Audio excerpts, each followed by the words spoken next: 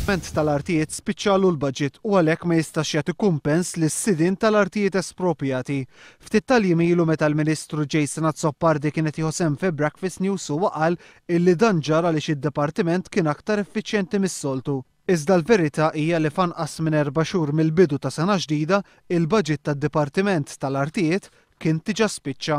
Fil-fatt kopja ta' korrispondenza li għaddiet bejn persuna li kellha tieħu l-flus mid-Dipartiment tal-Artijiet u Jason Azzopardi, l-istess Ministru Azzopardi kkonferma li l-flus allokati għas-sena 2012 ġew minn fuqha u għalhekk m'hemmx aktar fondi għal din is-sena.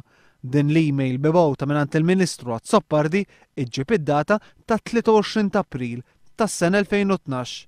Iżda l-każ ta' din il-persuna li għandu jieħu mingħand il-Gvern mal-100,000 għal art li ġiet espropjata 25 sena ilu huwa aktar gravi minn hekk.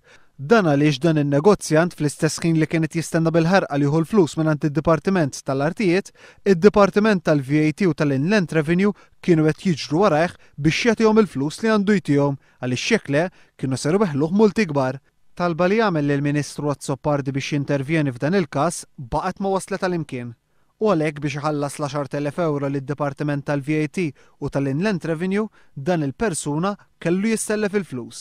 Meta l-istess persuna għandu jirċievi mingħand il-Gvern mal-100,000 flus li ilhom ikarkru 25 sena sħaħ.